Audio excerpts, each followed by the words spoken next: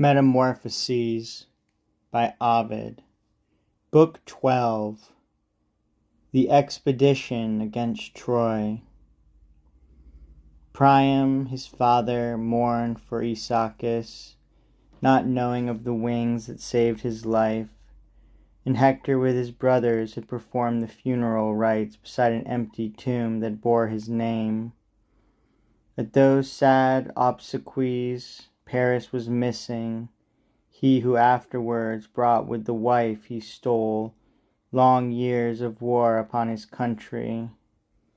In pursuit there sailed the commonwealth of Greece, 1,000 ships leagued and allied, and vengeance would have fallen forthwith, had stormy winds not made the sea unsailable, and held the chafing fleet at fish-famed Aulis in Boeotia's bay.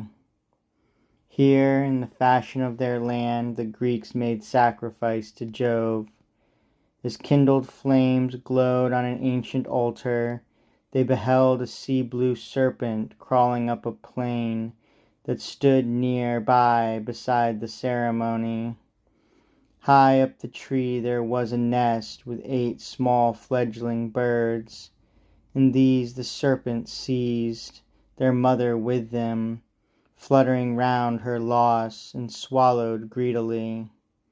All stood aghast, but Thestor's son, wise augur, who foreknew the truth, cried, "We shall win! Rejoice, brave Greeks, for Troy shall fall, but long our toils shall wait." And spelt from those 9 birds 9 years of war. The serpent, winding in the leafy boughs, was turned to stone, stone fixed its snaky form. But storming still amid the Ionian main, Nereus opposed war's passage. Some believe Neptune was sparing Troy because he'd built her battlements. Not so Calchas, for he knew and announced that by a virgin's blood the virgin's wrath must be appeased. Then love yielded to public weal, the father to king. Iphigenia stood to give her chaste life-blood amid the weeping priests before the altar.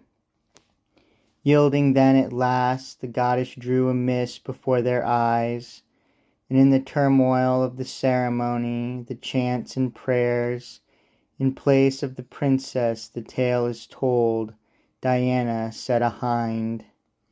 Appeased then by that seemly sacrifice, her divine anger and the ocean's rage alike subsided, and those 1,000 ships welcomed the wind abaft, and reached at last, after much suffering, the shores of Troy.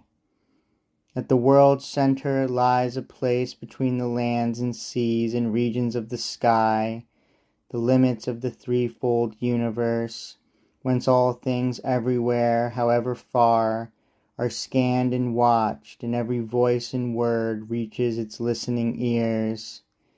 Here Rumor dwells, her chosen home set on the highest peak, constructed with 1,000 apertures, and countless entrances, and never a door. It's open night and day, and built throughout of echoing bronze. It all reverberates, repeating voices, doubling what it hears. Inside no peace, no silence anywhere, and yet no noise, but muted murmurings like waves one hears of some far distant sea, or like a last late rumbling thunder roll, when Jupiter has made the rain clouds crash. Crowds throng its halls, a lightweight populace that comes and goes, and rumors everywhere, thousands, false mixed with true, roam to and fro, and words flit by and phrases all confused. Some pour their tattle into idle ears, some pass on what they've gathered, and as each gossip adds something new, the story grows.